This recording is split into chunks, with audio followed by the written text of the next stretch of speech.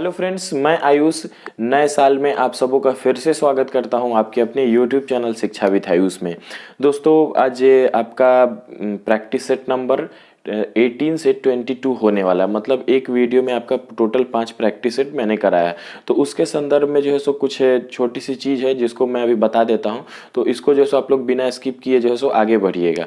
तो देखिए, एक चीज़ क्या था कि बहुत सारे दोस्तों का कमेंट आ रहा था। ठीक है, जब एक टाइप का ज़्यादा कमेंट आ रहा था तो मैं भी थोड़ा सा सोचने पे मजबूर हो गया था। जैसे दो दो वीडियो करके मैं डाल रहा था तो उससे क्या था कि आपका कंप्लीट नहीं हो पाता स्टैटिक जीके का बुक, थोड़ा सा टाइम उसमें ज़्यादा लगता।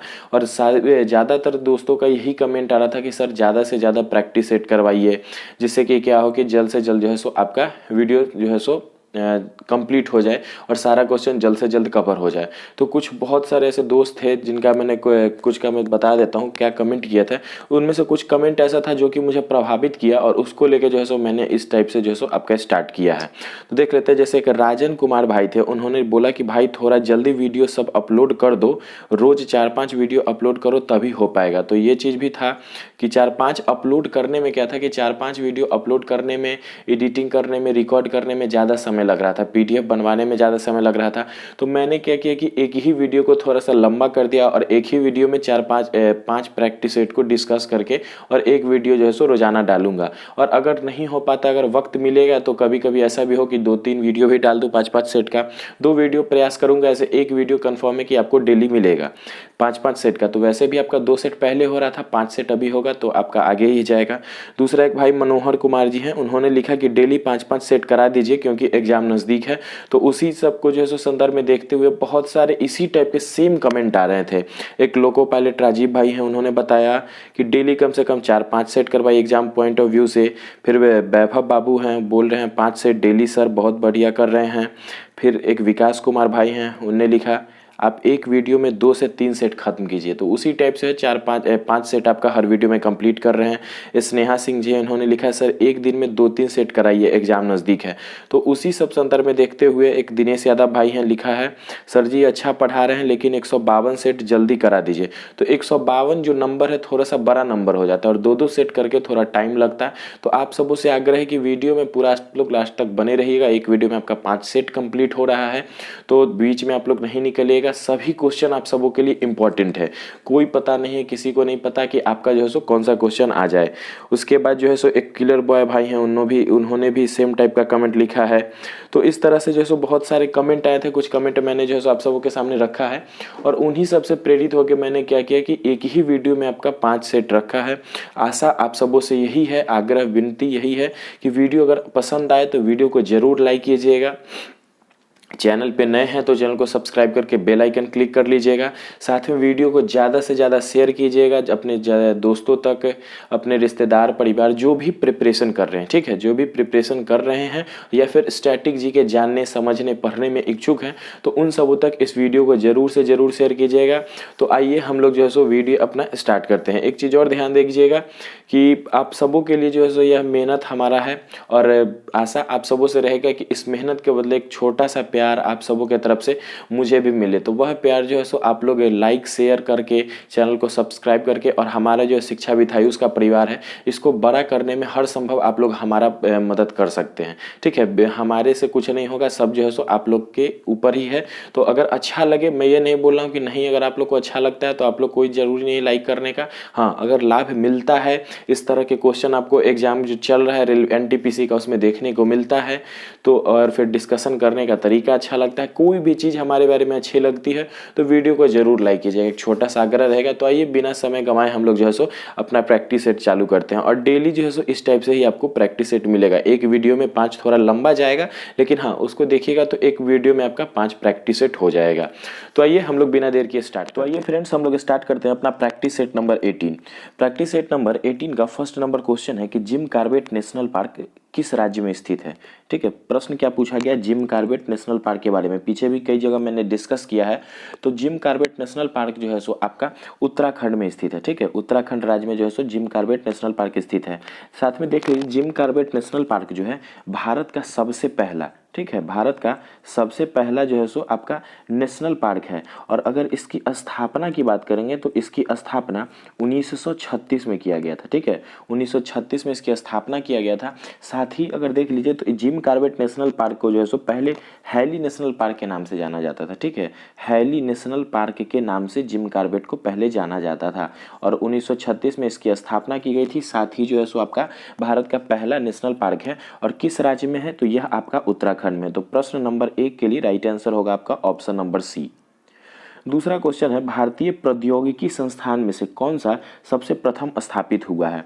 तो अगर चारों ऑप्शन में देखेंगे तो सबसे प्रथम आपका स्थापित हुआ है आईआईटी खड़गपुर।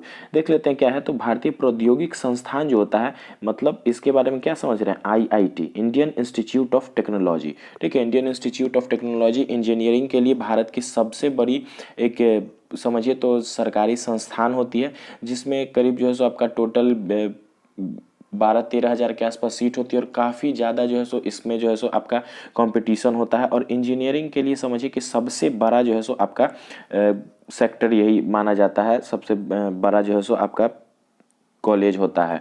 साथ में अगर देख लेते हैं कि प्रश्न में पूछा गया कि पहला जो है सो आईआईटी कॉलेज कौन सा खोला गया था भारत में। तो पहला आईआईटी कॉलेज है, आईआईटी फुल फॉर्म देख लीजिएगा इंडियन इंस्टीट्यूट ऑफ टेक्नोलॉजी। तो पहला आपका आईआईटी खड़गपुर जो है सो बनाया गया था। कब तो 1951 में। ठीक है, 1951 में पहला आईआईटी बनाया गया था। साथ ही अगर आईआईटी दिल्ली की बात करेंगे तो आईआईटी दिल्ली आपका 1961 में। ठीक है, आईआईटी दिल्ली की स्थापना 1961 में की गई थी। आईआईटी मुंबई, ठीक है, पहले बॉम्बे था तो आईआईटी बॉम्बे की स्थापना 1958 में की गई थी और कानपुर की स्थापना ठीक उसके एक साल बाद 1959 में आईआईटी कानपुर की स्थापना की गई थी। नेक्स्ट है क्वेश्चन नंबर 3 है निम्नलिखित में से कौन से कथन सही हैं। ठीक है, तो निम्नलिखित में से कौन से कथन सही हैं। तो आइए देख लेते हैं हम लोग दोनों कथन को। पहला कथन है कि अप्सरा देश का पहला अनुसंधान रिएक्टर है जिसे वर्ष 1956 में बार्क ने चालू किया था। बार्क का मतलब यहाँ समझ रहे हैं BARC, Bhabha atomic research centre. ठीक है, वही चीज़ बताया गया बार्क के बारे में, भाभा एटॉमिक रिसर्च सेंटर। मुख्यालय कहाँ है उसका तो ट्राम्बे मुंबई में। तो इस प्रश्न में जो बोला गया तो यह आपका जो है पहला कथन सही है। दूसरा देखिए, दूसरा कथन क्या है कि इसमें प्रयुक्त ईंधन परिष्कृत यूरेनियम एल्युमिनियम मिश्र धातु ब्रिटेन से प्राप्त किया गया था। तो यह भी आपका सही है। तो इस तरह से देखेंगे तो आपका प्रश्न नंबर 3 के लिए राइट आंसर होगा ऑप्शन नंबर सी, 1 और दोनों सही हैं। नेक्स्ट है क्वेश्चन नंबर 4 है निम्न में से कौन सुमेलित है। ठीक है, निम्न में से कौन सुमेलित है। एक तरफ आपके सूचीबद्ध में कुछ पुस्तक के नाम दिए गए हैं, दूसरे तरफ सूचीबद्ध में कुछ लेखक हैं। तो इनका देख लेते हैं कि कौन सा सूची जो है सो आपका सुमेलित है। तो पहला देखिए, पहला बताया गया कि ऑटोबायोग्राफी एंड अननोन इंडियन। ठीक है, ऑटोबायोग्राफी एंड अननोन इंडियन। तो यह पुस्तक आपके नीरज चंद्र चौधरी की है, नीरज सी चौधरी या नीरज चंद्र चौधरी। तो यह आपका सही है। दूसरा है कि इंडिया वुंडेड सिविलाइजेशन, इस पुस्तक के लेखक आपके VS नाइपॉल हैं। तो ये भी सही है। तीसरा है कन्फेंसेस ऑफ अ लवर, तो यह आपका मुल्कराज आनंद की पुस्तक है। और चौथा है द इंग्लिश टीचर, तो इंग्लिश टीचर आपके RK नारायण की पुस्तक है। ठीक है, इंग्लिश टीचर RK नारायण की पुस्तक है। तो इस तरह से देखेंगे तो आपका 1 2 3 4 चारों के चारों सही हैं। तो राइट ऑप्शन आपका हो जाएगा ऑप्शन नंबर बी। ठीक है, 4th नंबर क्वेश्चन के लिए राइट आंसर होगा ऑप्शन नंबर बी, ABCD चारों के चारों सही हैं। नेक्स्ट है क्वेश्चन निम्न में से कौन सुमेलित नहीं है। देख लेते हैं क्या प्रश्न है। एक तरफ आपके कुछ, दोनों तरफ आपके देश के ही नाम दिए गए। फर्क ये है कि इस तरफ जो आपका दिया गया है ये आपका पुराना नाम है और इधर जो है सो आपका नया नाम दिया गया, किसी देश का परिवर्तित नाम। तो देख लेते हैं उसके संदर्भ में। कह रहा है कौन सा सुमेलित नहीं है। तो पहला जो ऑप्शन है बर्मा, यही आपका सुमेलित नहीं है। बर्मा का मतलब नया नाम कंबोडिया नहीं रखा गया। ठीक है, बर्मा जो है सो आपका पुराना नाम है किस देश का तो म्यांमार का। ठीक है, म्यांमार का पुराना नाम है बर्मा। और पहले बर्मा का कैपिटल होता था रंगून। ठीक है, बर्मा का कैपिटल पहले रंगून हुआ करता था और जब इसका नाम जो है सो आपका म्यांमार किया गया उसके बाद इसकी कैपिटल को नई पैताबे करके नाम रखा गया। तो बर्मा जो है सो पुराना नाम कंबोडिया नहीं है। क्या है बर्मा का पुराना नाम, बर्मा का नया नाम आपका म्यांमार रखा गया है। साथ ही देख लेते हैं अबिसीनिया। तो अबिसीनिया जो है सो आपका इथोपिया का पुराना नाम है। ठीक है, इथोपिया की पुराना नाम है अबिसीनिया।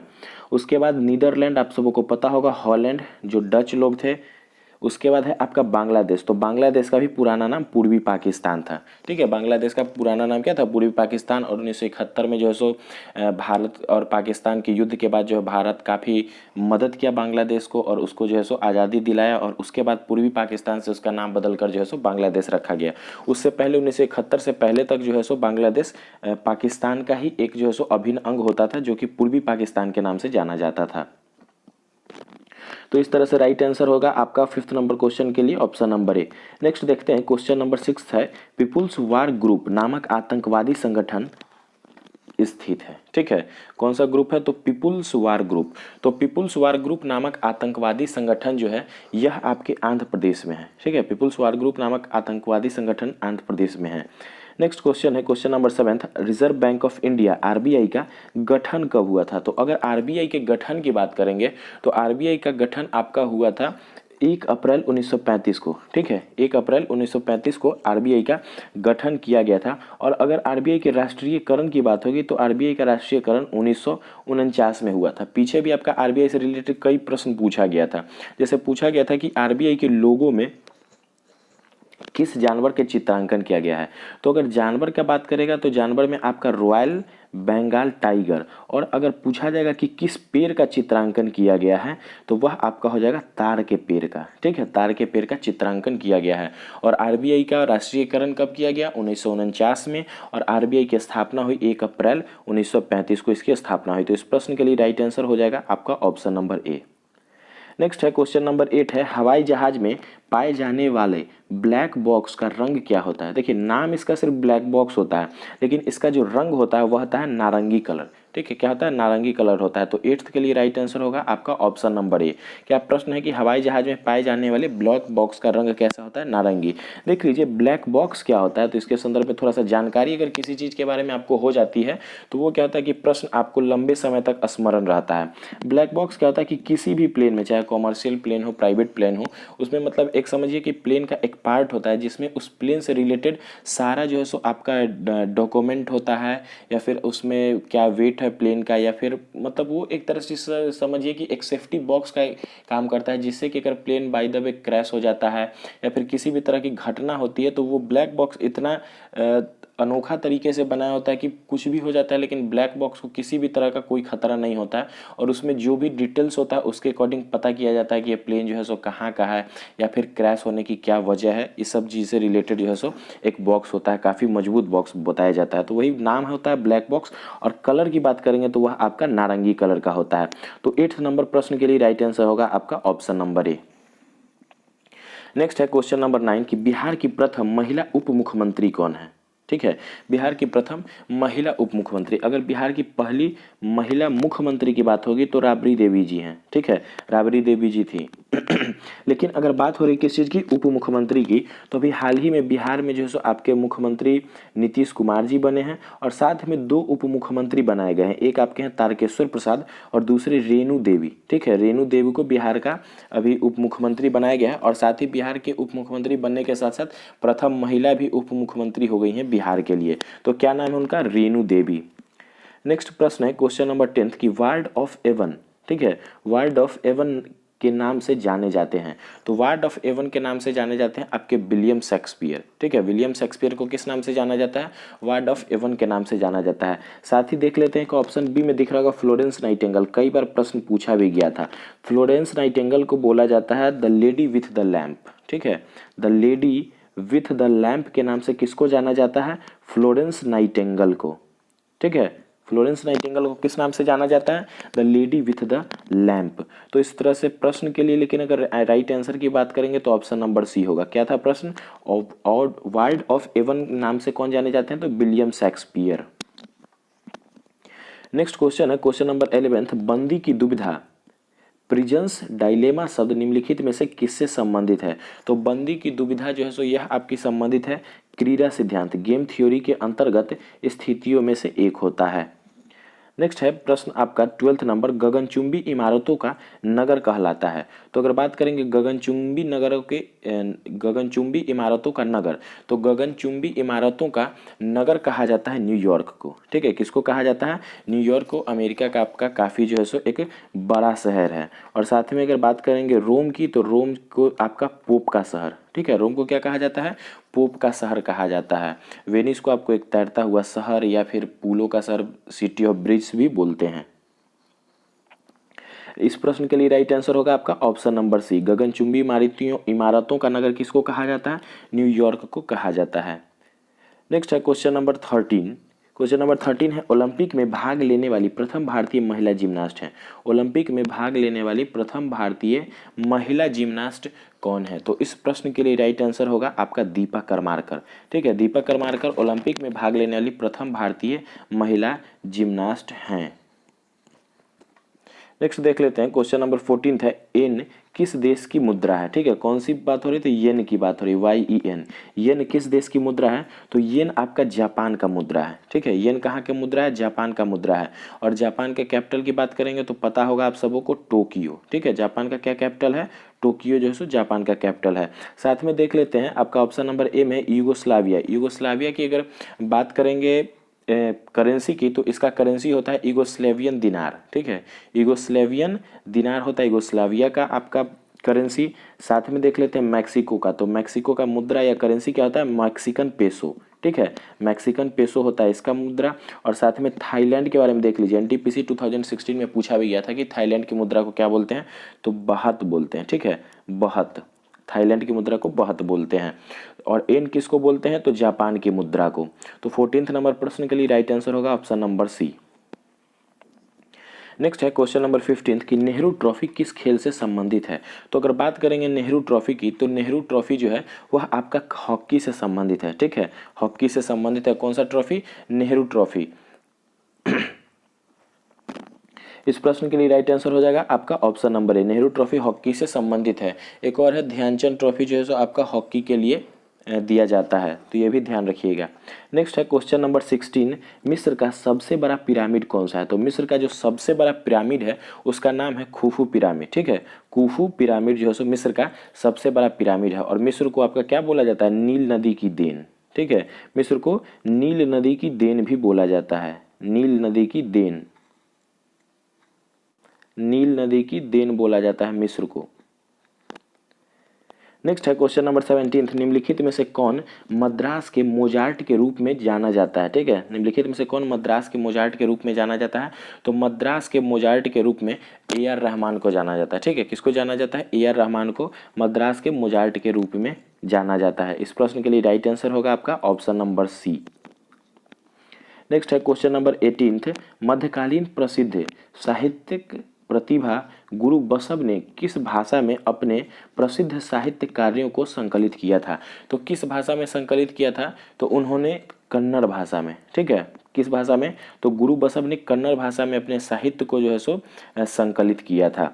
तो 18th नंबर प्रश्न के लिए राइट आंसर हो जाएगा ऑप्शन नंबर डी। क्या नाम था? गुरु बसव।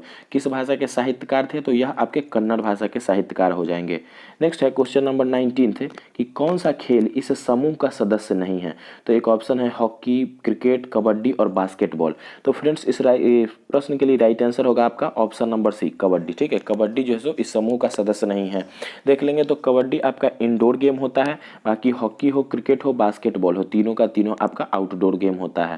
तो इस तरह से जो है सो आपका कबड्डी एक अलग है। नेक्स्ट और सेट नंबर 18 का लास्ट क्वेश्चन आपका क्या है? Question number 20। ठीक है, प्रोजेक्ट लून की खोज इंजन परियोजना में, सर्च इंजन परियोजना में जिसके माध्यम से ऊंचाई वाले हीलियम से भरे गुब्बारों का उपयोग कर ग्रामीणों और दूर दराज के क्षेत्रों में इंटरनेट की पहुंच प्रदान की जा सके, तो यह जो है सो प्रोजेक्ट किसके द्वारा चलाया गया था? तो यह प्रोजेक्ट चलाया गया था आपका गूगल के द्वारा। तो इस प्रश्न के लिए राइट आंसर क्या होगा? ऑप्शन नंबर ए। क्या था प्रोजेक्ट? तो यह जो है सो आपका सर्च इंजन गूगल के द्वारा चलाया गया एक परियोजना था, जिसमें क्या हुआ था कि मध्यम से ऊंचाई वाले हीलियम से भरे गुब्बारों का उपयोग कर ग्रामीणों और दूर दराज के क्षेत्रों में इंटरनेट पहुंचाना जो सो एक लक्ष्य रखा गया था प्रोजेक्ट लून। किसके द्वारा? तो गूगल सर्च इंजन के द्वारा यह परियोजना रखा गया था। साथ ही एक बार देख लीजिए चारों ऑप्शन को। तो गूगल के अगर सीईओ की बात करेंगे, तीनों चारों का सीईओ देख लेते हैं। सीईओ का फुल फॉर्म होता है चीफ एग्जीक्यूटिव ऑफिसर। तो सीईओ को अगर देख लेते हैं तो गूगल के सीईओ कौन है? तो सुंदर पिचई। ठीक है, कौन हो जाएंगे? सुंदर पिचई, सभी को पता होगा। लेकिन एक और चीज क्या देख लीजिए कि गूगल की आपकी एक बेस कंपनी थी, ठीक है, अल्फाबेट इंक, तो उसके भी सीईओ आपके कौन है? तो सुंदर पिचाई ही है। क्या कंपनी का नाम है? Alphabet Inc. साथ ही देख लेते हैं माइक्रोसॉफ्ट। तो माइक्रोसॉफ्ट के सीईओ कौन हो जाएंगे? सत्या नाडेला। ठीक है, माइक्रोसॉफ्ट के सीईओ हो जाएंगे सत्या नाडेला। अगर एप्पल के सीईओ की बात करेंगे तो एप्पल के सीईओ हो जाएंगे आपके टिम कुक। कौन हो जाएंगे? Tim Cook. और अगर याहू के सीईओ की बात करेंगे तो याहू के सीईओ आपके हो जाएंगे मार्शल मेयर। ठीक है, मार्सिया मेयर, मार्सिया मेयर। तो फ्रेंड्स इस तरह से आपका सेट नंबर 18 कंप्लीट होता है। आइए हम लोग नेक्स्ट देखते हैं सेट नंबर 19। तो सेट नंबर अगर 19 की बात करेंगे तो फर्स्ट नंबर प्रश्न है आपका, एक तरफ आपका कुछ सूचियां दी गई हैं, दूसरी तरफ भी सूचियां देख लेते हैं क्या है। एक तरफ कुछ सूची में नाम है, दूसरी तरफ कुछ क्षेत्र दिए गए हैं, तो मिलान करना है। आइए देख लेते हैं क्या है। पहला देख लीजिए क्या है, श्याम बेनेगल। तो श्याम बेनेगल जो है सो आपके किस क्षेत्र से आते हैं? तो यह आपके फिल्म निर्देशन के क्षेत्र से ही आते हैं। दूसरी तरफ है आपके शिव शंकर पिल्लई तक्सी। तो शिव शंकर पिल्लई तक्सी आपके साहित्यकार हैं। शंकराचार्य की बात करेंगे तो यह आपके दार्शनिक थे। आपके विलियम कैक्सटन। तो विलियम कैक्सटन आपके व्यापारी, राजनयिक और लेखक हैं। तो इस तरह से आपका ए के लिए 1, तो राइट आंसर हो जाएगा आपका ऑप्शन नंबर ए। ठीक है, फर्स्ट नंबर क्वेश्चन के लिए राइट आंसर होगा आपका ऑप्शन नंबर ए। नेक्स्ट देखते हैं क्वेश्चन नंबर सेकंड है कि शानदार दूरियों का शहर के उपनाम से जाना जाता है। तो शानदार दूरियों का शहर के उपनाम से जाना जाता है। कौन सा शहर जाना जाता है? क्या उपनाम दिया गया है? तो शानदार दूरियों का शहर। तो इस उपनाम से आपका जाना जाता है अमेरिका का कैपिटल वाशिंगटन डीसी। ठीक है, अगर डीसी की फुल फॉर्म की बात करेंगे तो डीसी जो लगा होता है वाशिंगटन के बाद में डीसी, उसका फुल फॉर्म होता है डिस्ट्रिक्ट ऑफ कोलंबिया या डेमोक्रेटिक ऑफ कोलंबिया भी बोल सकते हैं। नेक्स्ट है आपका, एक बार न्यूयॉर्क को देख लीजिए। तो न्यूयॉर्क जो है सो आपका अमेरिका का ही एक शहर है। लंदन की बात करेंगे तो इंग्लैंड का कैपिटल है। स्टॉकहोम देखेंगे तो स्टॉकहोम आपका स्वीडन का, ठीक है, स्वीडन का कैपिटल है स्टॉकहोम। बाकी देख लेते हैं क्वेश्चन नंबर थर्ड है, कैलाश पर्वत को हिलाता रावण। ठीक है, क्या है? कैलाश पर्वत को हिलाता रावण भारतीय मूर्ति कला की उत्कृष्ट कृतियां में से एक है जो कहाँ पाई गई थी? तो दोस्तों यह जो है सो आपकी अजंता की गुफा में। ठीक है, कहाँ पे? तो अजंता की गुफा। अगर बात करेंगे, सॉरी अजंता की गुफा में नहीं, एलोरा की गुफा में। यहाँ पे थोड़ा सा मिस हो गया था कि एलोरा की गुफा में, अजंता की गुफा नहीं। तो यह आपका एलोरा की गुफा में चित्रित किया गया था। अगर एलोरा गुफा की बात करेंगे तो एलोरा गुफा आपका जो है सो और अजंता गुफा दोनों जो है सो आपका कहाँ पे है? तो औरंगाबाद महाराष्ट्र में पड़ता है। ठीक है, कहाँ पे पड़ता है? महाराष्ट्र में। अजंता की गुफा हो और एलोरा दोनों आपका महाराष्ट्र में पड़ता है। तो इस प्रश्न के लिए राइट आंसर हो जाएगा आपका ऑप्शन नंबर सी। ठीक है, एलोरा गुफाएं। नेक्स्ट है क्वेश्चन नंबर फोर्थ, निम्नलिखित में से किस नेता की हत्या नहीं की गई थी? तो कौन से नेता थे जिनकी हत्या नहीं की गई थी? महात्मा गांधी की हत्या की गई थी, लियाकत अली खान की भी हत्या हुई थी, मोहम्मद अली जिन्ना की बात करेंगे तो इनकी हत्या नहीं की गई थी। ठीक है, यह जो है सो काफ़ी पीड़ा के साथ जो है सो इनकी मृत्यु हुई थी। और अगर बात करेंगे लॉर्ड लुई माउंटबेटन के तो इनकी भी हत्या की गई थी। तो इस प्रश्न से आपका राइट आंसर हो जाएगा ऑप्शन नंबर सी। ठीक है, ऑप्शन नंबर सी, फोर्थ के लिए right answer option number C. Mahatma Gandhi के संदर्भ में एक चीज़ देख लीजिएगा कि आपका 2 अक्टूबर को जन्म था, सभी को पता है, और आपका 30 जनवरी को इनकी मृत्यु हुई थी, तो ये भी सभी को पता है। देख लेते हैं कि 2 अक्टूबर को आपको गांधी जयंती को क्या मनाया जाता है? अहिंसा दिवस के रूप में मनाया जाता है। ठीक है, किस रूप में मनाया जाता है? अहिंसा दिवस के रूप में। और 30 जनवरी आपका शहीद दिवस। ठीक है, 30 जनवरी आपका शहीद दिवस के रूप में मनाया जाता है। नेक्स्ट है क्वेश्चन नंबर 5 है, निम्नलिखित में से कौन सा एक कथन असत्य है? तो कौन सा कथन असत्य है उसको देखना है। आइए पढ़ते हैं हम लोग हर कथन को। पहला है, जनगणना 2011 के अनुसार भारत में 3 राज्य हैं जिनमें महिलाओं का औसत कम हुआ है, तो यह आपका कथन जो है सो सत्य है।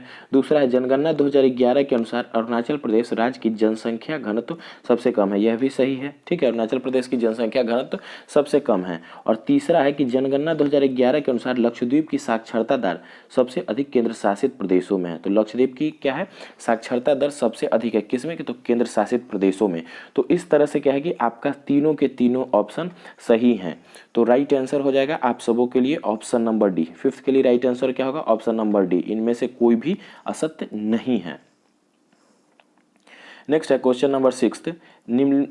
निम्नलिखित में से सिख धार्मिक परंपरा का कौन सा स्थान भारत में नहीं है। कई बार पूछा भी गया है। ठीक है, तो ननकाना साहिब जो है, यह ननकाना साहिब आपका भारत में नहीं है। तो ननकाना साहिब है कहाँ पे, तो ननकाना साहिब आपका पाकिस्तान का जो पंजाब वाला क्षेत्र है, पंजाब प्रोविंस, वहीं पे आपका जो है सो पड़ता है ननकाना साहिब। बात करेंगे आगे नांदेड़ की, तो नांदेड़ जो है सो आपका महाराष्ट्र में पड़ता है। ठीक है, नांदेड़ जो है सो महाराष्ट्र में पड़ता है।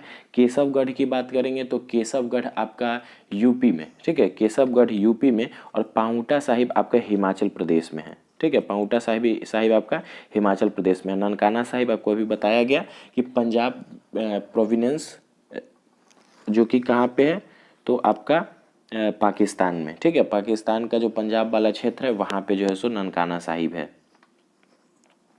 तो प्रश्न नंबर 6 के लिए राइट आंसर होगा आपका ऑप्शन नंबर डी। सिख धर्म का कौन सा स्थल भारत में नहीं है, तो ननकाना साहिब। नेक्स्ट है क्वेश्चन नंबर 7 है विजय घाट किसका समाधि स्थल है। तो विजय घाट किसका समाधि स्थल है, तो यह देख लीजिए। विजय घाट की बात है तो विजय घाट जो है सो आपका लाल बहादुर शास्त्री, ठीक है, लाल बहादुर शास्त्री जी का जन्म स्थल नहीं, समाधि स्थल है आपका विजय घाट। बाकी इंदिरा गांधी के समाधि स्थल की बात करेंगे तो इंदिरा गांधी का जो समाधि स्थल है वह आपका किस नाम से जाना जाता है, तो इंदिरा गांधी का समाधि स्थल आपका शक्ति घाट। ठीक है, शक्ति स्थल या शक्ति घाट के नाम से जाना जाता है इंदिरा गांधी का समाधि स्थल। राजीव गांधी की समाधि स्थल की बात करेंगे तो वीर भूमि, ठीक है, वीर भूमि के नाम से जानी जाती है। और महात्मा गांधी का जो है सो आपका समाधि स्थल राजघाट के नाम से जाना जाता है। ठीक है, राजघाट के नाम से जाना जाता है गांधी जी के समाधि स्थल को। तो इस प्रश्न के लिए राइट आंसर होगा आपका ऑप्शन नंबर ए। विजय घाट किसका समाधि स्थल है, तो लाल बहादुर शास्त्री जी का। नेक्स्ट है क्वेश्चन नंबर 8 है सुपर मॉम के नाम से किस प्रसिद्ध खिलाड़ी को जाना जाता है। तो सुपर मॉम के नाम से मैरी कॉम को जाना जाता है। ठीक है, सुपर मॉम के नाम से किसको जाना जाता है, तो मैरी कॉम को जाना जाता है। बाकी देख लेते हैं ऑप्शन नंबर ए मानिक बन्ना आपकी भारतीय टेनिस खिलाड़ी हैं। सानिया मिर्जा भी आपकी टेनिस खिलाड़ी हैं। बबीता फोगाट की बात करेंगे तो यह आपके क्या है, रेसलर हो जाएंगी। और प्रश्न से देखेंगे तो प्रश्न से राइट आंसर होगा आपका option number A, super mom Mary Kom को कहा जाता है।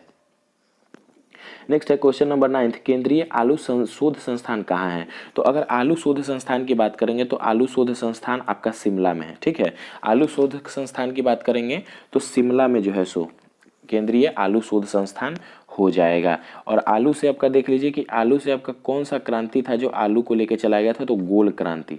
ठीक है, गोल क्रांति का संबंध जो है सो आलू से है, गोल क्रांति का संबंध आलू से है। नेक्स्ट है क्वेश्चन नंबर 10 निम्न में से कौन सा एक युग्म सुमेलित नहीं है। तो कौन सा एक युग्म सुमेलित नहीं है, तो आइए देख लेते हैं इसको। पहला ऑप्शन है ए मैकमोहन रेखा। तो मैकमोहन रेखा भारत और चाइना के बीच में है, सभी को पता है। रेडक्लिफ रेखा भारत एवं पाकिस्तान के बीच में है, तो यह भी सही है। डूरंड रेखा आपका पाकिस्तान और अफगानिस्तान, ये भी सही है। तो इस तरह से देखेंगे तो उपरोक्त में से कोई नहीं। तो 10th नंबर प्रश्न के लिए राइट आंसर होगा आपका ऑप्शन नंबर डी, निम्न में से कोई भी नहीं। ठीक है, सभी के सभी सुमेलित है, ऑप्शन नंबर ए हो, बी हो या सी हो। साथ ही एक चीज और देख लीजिए, रेडक्लिफ रेखा जो है सो आपका भारत और पाकिस्तान के साथ साथ भारत और बांग्लादेश का भी विभाजन जो हुआ है वह रेडक्लिफ रेखा के नाम से ही जाना जाता है। और डूरंड रेखा जो है यह पाकिस्तान अफगानिस्तान के साथ साथ भारत और अफगानिस्तान के बीच में भी सीमा का विभाजन करता है। तो अगर कभी पूछा जाए कि भारत और अफगानिस्तान के बीच में किस सीमा का विभाजन है, तो वह आपका डूरंड रेखा से उसका विभाजन किया गया है। नेक्स्ट है क्वेश्चन नंबर 11 की अंडमान एवं निकोबार द्वीप समूह की राजधानी पोर्ट ब्लेयर निम्नलिखित में से किस एक द्वीप में अवस्थित है। किसकी बात हो रही है, तो अंडमान एवं निकोबार द्वीप समूह। अगर इसके कैपिटल की बात करेंगे तो इसका कैपिटल क्या हो जाएगा, पोर्ट ब्लेयर। ठीक है, यहाँ दिया भी हुआ है। ठीक है, तो राजधानी इसका क्या हो जाएगा, पोर्ट ब्लेयर। पूछा गया कि किस द्वीप में अवस्थित है, तो यह जो है सो आपका दक्षिणी अंडमान। ठीक है, दक्षिणी अंडमान में स्थित है आपका पोर्ट ब्लेयर। और अंडमान निकोबार पूछा जाए द्वीप समूह की कहाँ अवस्थित है, अगर कुछ ऑप्शन हो, अगर बंगाल की खाड़ी दिखे तो जरूर से उस ऑप्शन को पिक कीजिएगा, ठीक है। अंडमान निकोबार द्वीप समूह आपका बंगाल की खाड़ी में अवस्थित है। साथ ही नेक्स्ट क्वेश्चन देखते हैं, ऑप्शन नंबर 12, क्वेश्चन नंबर 12 है कि सबसे अधिक क्षेत्रफल वाला राज्य कौन सा है। तो यह जो है सो इस तरह का प्रश्न जो है सो आपको ऑप्शन से करना पड़ेगा, लेकिन अगर यहाँ पे जो ऑप्शन दिया गया वह सही है, जैसे सबसे बड़ा भी राज्य की बात करेंगे क्षेत्रफल के हिसाब से, तो भारत का सबसे बड़ा राज्य क्षेत्रफल के हिसाब से राजस्थान है, ठीक है। क्षेत्रफल के हिसाब से बात करेंगे तो सबसे बड़ा राज्य राजस्थान है, और पॉपुलेशन से बात करेंगे तो यूपी, ठीक है। पॉपुलेशन से बात करेंगे तो यूपी भारत का सबसे बड़ा राज्य है according to population. According to area बात करेंगे तो सबसे बड़ा राजस्थान है। तो यहाँ क्षेत्रफल के हिसाब से ही पूछा गया है, तो राइट आंसर होगा आपका ऑप्शन नंबर सी।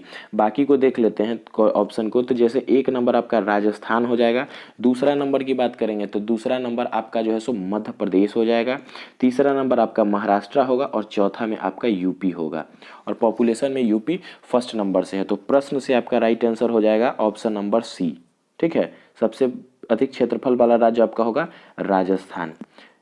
नेक्स्ट है क्वेश्चन, नाटो का मुख्यालय है, ठीक है। नाटो का मुख्यालय है, तो नाटो का मुख्यालय है आपका ब्रुसेल्स में, ठीक है। ब्रुसेल्स की बात करेंगे तो बेल्जियम का कैपिटल है, ठीक है। बेल्जियम का कैपिटल है ब्रुसेल्स। साथ में जेनेवा को देखेंगे तो स्विट्जरलैंड का शहर है, लंदन आपका इंग्लैंड की राजधानी है, और स्कॉटलैंड जो है सो आपका एक तरह से समझिए स्कॉटलैंड आपका द ग्रेट ब्रिटेन का एक भाग है, ठीक है। ग्रेट ब्रिटेन का एक भाग है। एक चीज़ आप लोग देखिएगा, जैसे इंग्लैंड है, ब्रिटेन है, द ग्रेट ब्रिटेन है, ठीक है। इन सबों चीज़ में अगर आप सबों को नहीं पता चल पा रहा होगा कि क्या है, तीनों एक ही है या तीनों अलग है, या अलग है तो क्या डिफरेंसेज है। जैसे आपका एक वर्ड है इंग्लैंड, दूसरा वर्ड है ब्रिटेन, तीसरा वर्ड है द ग्रेट ब्रिटेन, ठीक है। इन सबों में क्या अंतर है, अगर किन्हीं को पता हो तो कमेंट बॉक्स में ज़रूर बताइएगा, और अगर नहीं पता हो, अगर आप लोग इस चीज़ पे एक छोटा सा प्रॉपर वीडियो चाहते हैं तो कमेंट में ज़्यादा से ज़्यादा जो है सो आप लोग इस चीज़ को लिखिएगा कि हाँ सर उस पर वीडियो चाहिए, तो एक छोटा सा वीडियो आप सबको बताएंगे। काफ़ी ज़्यादा कन्फ्यूजन होता है इस चीज़ में।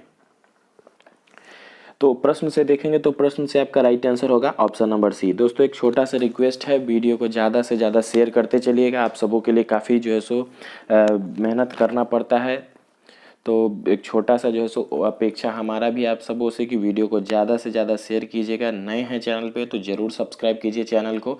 वीडियो अगर अच्छा लगे तो वीडियो को ज़्यादा से ज़्यादा लाइक कीजिएगा। आइए दोस्तों देखते हैं नेक्स्ट क्वेश्चन है हमारा, क्वेश्चन नंबर 14 की गोल क्रांति संबंधित है। अभी पीछे मैंने बताया भी था कि गोल क्रांति आपका संबंधित है किससे, तो आलू उत्पादन से, ठीक है। गोल क्रांति किससे संबंधित है, आलू उत्पादन से। एक और देख लीजिए मत्स्य से, ठीक है। मत्स्य उत्पादन,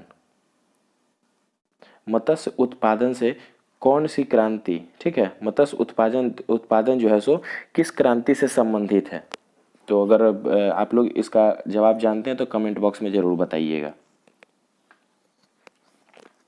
नेक्स्ट है क्वेश्चन नंबर 15 कि निम्नलिखित में से कौन सा देश हॉर्न ऑफ अफ्रीका क्षेत्र में स्थित है, ठीक है। कौन सा क्षेत्र, तो हॉर्न ऑफ अफ्रीका। अगर हॉर्न ऑफ अफ्रीका जानते हैं तो ठीक है, नहीं तो देख लीजिए। जैसे आपका अफ्रीका जो है सो कुछ इस टाइप से है, एक मिनट, देखिए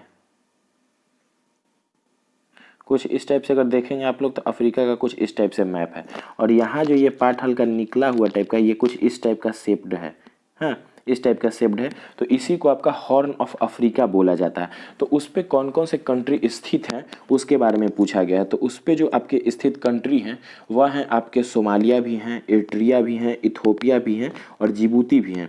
तो इस तरह से आपका राइट आंसर हो जाएगा ऑप्शन नंबर डी, ठीक है। 1 2 3 4 जो है सो चारों के चारों यहाँ पर जो है सो हॉर्न ऑफ अफ्रीका पे स्थित हैं। कौन कौन सा देश है, तो नाम ध्यान रखिएगा, सोमालिया, इरिट्रिया, इथोपिया और जिबूती, चारों के चारों आपके हॉर्न ऑफ अफ्रीका क्षेत्र में स्थित हैं।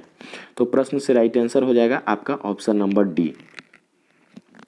नेक्स्ट है क्वेश्चन नंबर 16 कि फ्लावियन एम्फीथिएटर के रूप में जाना जाने वाला कैलोसियम में स्थित है, ठीक है। फ्लावियन एम्फीथिएटर के रूप में जाना जाने वाला कैलोसियम डैश में स्थित है। तो यह जो है सो आपका स्थित है रोम में, ठीक है। कहाँ पे स्थित है, रोम में है।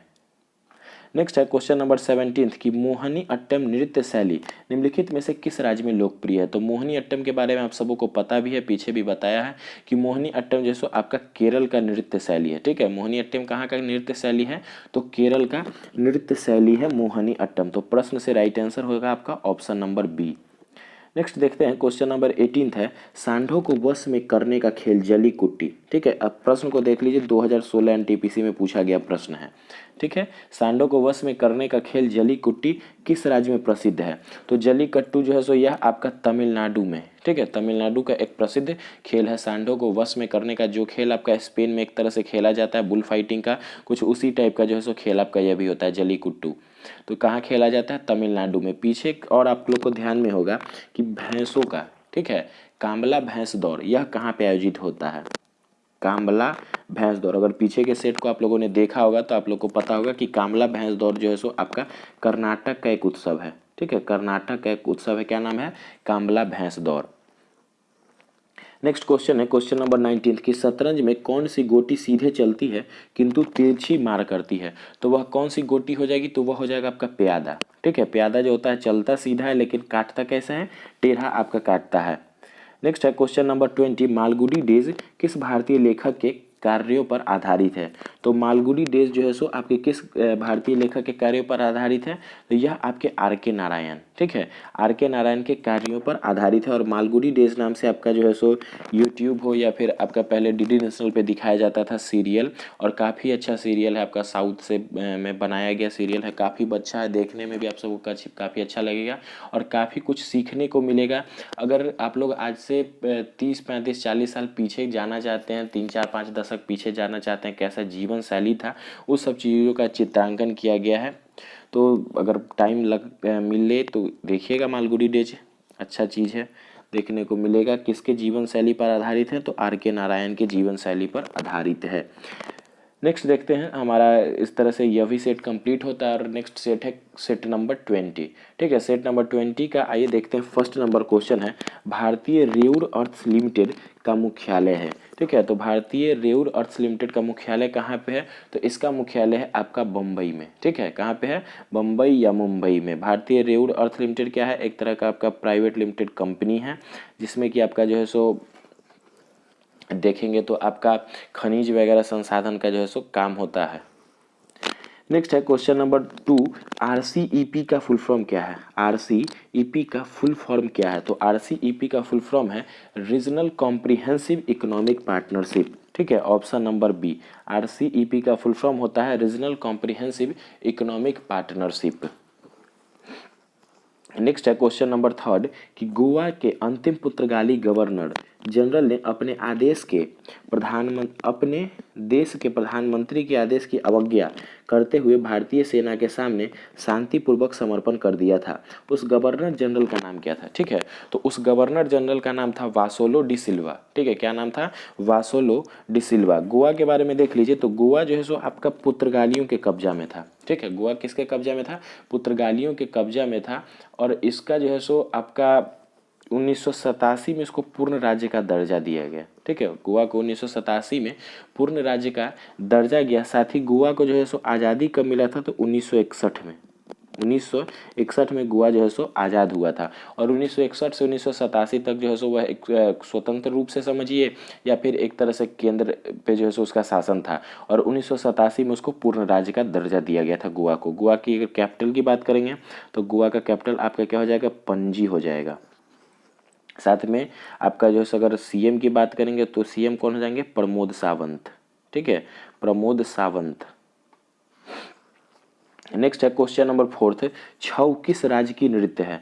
तो छऊ जो है सो आपका किस राज्य का नृत्य है? तो छऊ आपका झारखंड का नृत्य है। ठीक है, छऊ कहाँ का नृत्य है? झारखंड का। झारखंड की अगर बात करेंगे चीफ मिनिस्टर की तो कौन हो जाएंगे? हेमंत सोरेन। ठीक है, चीफ मिनिस्टर कौन हो जाएंगे? हेमंत सोरेन। कैपिटल रांची, सबों को पता ही होगा।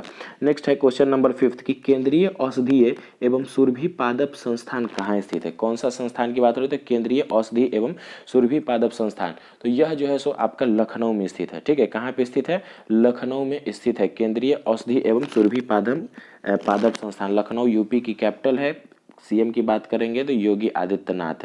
नेक्स्ट है क्वेश्चन नंबर 6 कि साबिन पुरस्कार किसके संरक्षण के लिए प्रदान किया जाता है? कौन सा पुरस्कार? तो साबिन पुरस्कार। तो साबिन पुरस्कार जो है सो आपका उभयचर जीवों के, ठीक है, उभयचर जीवों के संरक्षण के लिए प्रदान किया जाने वाला एक पुरस्कार है। तो इस तरह से प्रश्न के लिए राइट आंसर होगा आपका ऑप्शन नंबर ए।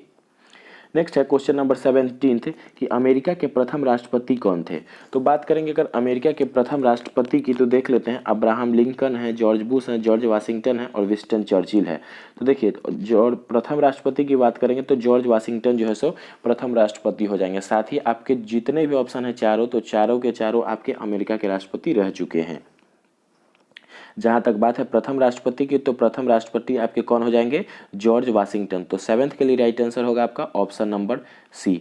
आइए नेक्स्ट प्रश्न की तरफ चलते हैं। नेक्स्ट प्रश्न है आपका, दिए गए युग्मों में कौन सुमेलित नहीं है, तो इसको देखना है। एनटीपीसी, तो एनटीपीसी क्या है, एक तरफ आपका कुछ शॉर्ट फॉर्म है, उसका फुल फॉर्म दिया गया है। तो NTPC national thermal power corporation सही है, यह आपका ऑप्शन। दूसरा है सेल, तो सेल क्या होता है, steel authority of India limited, यह भी सही है। तीसरा है बीएचईएल, तो BHEL Bharat heavy electrical limited, यह भी सही है। तीसरा आपका CIL, CIL copper India limited नहीं होता, यह होता है आपका कोल इंडिया लिमिटेड। ठीक है, सीआईएल क्या होता है, कोल इंडिया लिमिटेड। तो इस तरह से इस प्रश्न के लिए राइट आंसर होगा ऑप्शन नंबर डी, सीआईएल क्या होता है, कोल इंडिया लिमिटेड, कोल इंडिया लिमिटेड। नेक्स्ट है क्वेश्चन नंबर 9 देखते हैं कि चैत्य भूमि किनकी समाधि स्थल है। तो चैत्य भूमि की बात करेंगे तो चैत्य भूमि जो है यह आपकी बी.आर. अम्बेडकर, ठीक है, बाबा साहेब भीमराव अम्बेडकर की समाधि स्थल का नाम है। साथ ही महात्मा गांधी का समाधि स्थल बताया भी था पीछे, राजघाट, ठीक है, राजघाट महात्मा गांधी के जीवन समाधि स्थल को बोला जाता है। और अगर बाबूजी जगजीवन राम के समाधि स्थल की बात करेंगे तो इनके समाधि स्थल को समता स्थल, ठीक है, समता स्थल के नाम से जाना जाता है। तो इस तरह से प्रश्न के लिए राइट आंसर होगा आपका ऑप्शन नंबर सी, चैत्य भूमि किनके समाधि स्थल को बोला जाता है, तो बाबा साहेब भीमराव अंबेडकर की समाधि स्थल को। नेक्स्ट है क्वेश्चन नंबर 10 कि भारत का आइसमैन, भारत का आइसमैन किसे कहा जाता है। तो भारत का आइसमैन कहा जाता है चोबांग नौफरेले को, ठीक है, किनको कहा जाता है, चोबांग नौफरेले को भारत का आइसमैन कहा जाता है। नेक्स्ट है क्वेश्चन नंबर 11 कि पर्यावरण विभाग की स्थापना कब हुई थी। ठीक है, पर्यावरण विभाग की स्थापना कब हुई थी। तो भारत में जो सो आपकी पर्यावरण विभाग की स्थापना 1980 में की गई थी। ठीक है, कब की गई थी, 1980 में पर्यावरण विभाग की स्थापना की गई थी। तो 11th नंबर क्वेश्चन के लिए राइट आंसर होगा आपका ऑप्शन नंबर सी। नेक्स्ट है क्वेश्चन नंबर 12 कि मैसूर एक्सप्रेस के नाम से कौन प्रसिद्ध थे। तो मैसूर एक्सप्रेस के नाम से आपके जगवाल श्रीनाथ, ठीक है, जगवाल श्रीनाथ भारत के पूर्व जो है सो क्रिकेट खिलाड़ी थे और साथ में जो है सो आपके एक पेसर थे, मतलब कि फास्ट बॉलर थे। मैसूर एक्सप्रेस के नाम से विश्वविख्यात थे, नाम क्या था, जगवाल श्रीनाथ, ठीक है, जगवाल श्रीनाथ इनका नाम था। नेक्स्ट है क्वेश्चन नंबर 13 कि 3 बीघा गलियारा विवाद किन दो देशों के बीच में है। ठीक है, तो 3 बीघा गलियारा विवाद जो है सो आपका भारत और बांग्लादेश के बीच में विवाद है। ठीक है, 3 बीघा गलियारा विवाद भारत और बांग्लादेश के बीच में विवाद है। भारत और बांग्लादेश के बीच में एक और विवाद है, कभी पूछा भी जा सकता है आपका, एक जो है सो न्यू मुरे द्वीप करके है। ठीक है, न्यू मुरे द्वीप करके एक है जिसके बीच में जो है सो भारत और बांग्लादेश के बीच में जो है सो उस पर विवाद चलते रहता है। और एक आपका 3 बीघा गलियारा विवाद, तो दोनों के ध्यान में रखिएगा। प्रश्न से राइट आंसर हो जाएगा आपका ऑप्शन नंबर डी। नेक्स्ट है क्वेश्चन नंबर 14, एक तरफ आपका सूची 1 और सूची 2, एक तरफ आपका शॉर्ट फॉर्म दूसरे तरफ फुल फॉर्म है, उसका आपका मिलान करना है। पहला है इनसैट, ठीक है, ऑप्शन नंबर क्या है, इनसैट। तो इनसैट क्या हो जाएगा, देख लेते हैं। इनसैट होगा आपका इंडियन नेशनल सैटेलाइट, ठीक है, इंडियन नेशनल सैटेलाइट, तो ए के लिए 3 हो जाएगा। आपका जीएसएलवी, तो जीएसएलवी होता है जियो सिंक्रोनाइज सैटेलाइट लॉन्च व्हीकल, तो ऑप्शन नंबर 4 मैच करेगा। पीएसएलवी होता है पोलर सैटेलाइट लॉन्च व्हीकल, पीछे भी बताया था। और एसएलवी क्या होता है, सैटेलाइट लॉन्च व्हीकल, तो ए के लिए 3 वाला ऑप्शन देख लीजिए कौन सा होगा। ए के लिए 3 वाला ऑप्शन आपका ऑप्शन नंबर बी जो है सो इस प्रश्न के लिए राइट कूट होगा। नेक्स्ट है क्वेश्चन नंबर 15 कि नायदुमा पुरस्कार के प्रयोजक हैं। ठीक है, नायदुमा पुरस्कार के प्रयोजक हैं, तो नायदुमा पुरस्कार के प्रयोजक हैं आपके भारत जापान फ्रेंडशिप एसोसिएशन।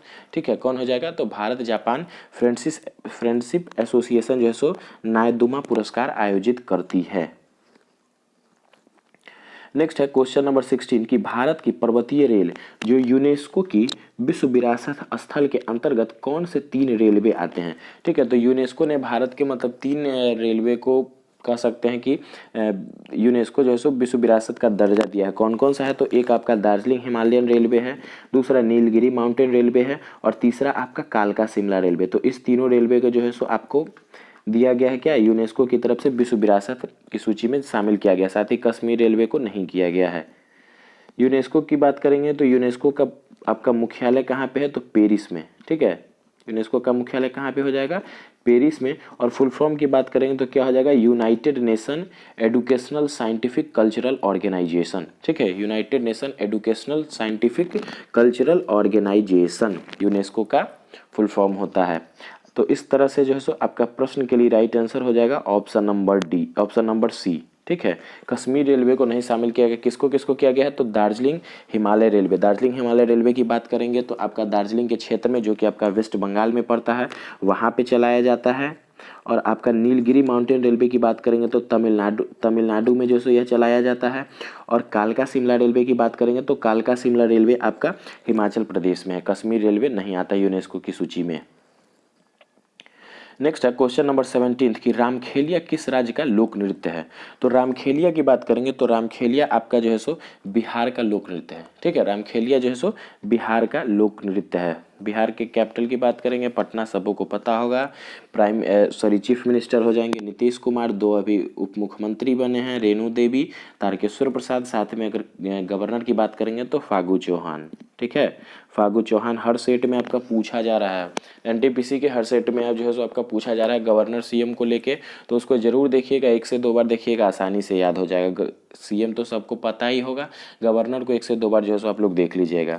आते हैं नेक्स्ट, देखते हैं क्वेश्चन नंबर 18 है कि होटाकी वंश किस देश में विकसित हुआ था। ठीक है, तो होटाकी वंश जो है सो आपका अफगानिस्तान में विकसित हुआ एक वंश था।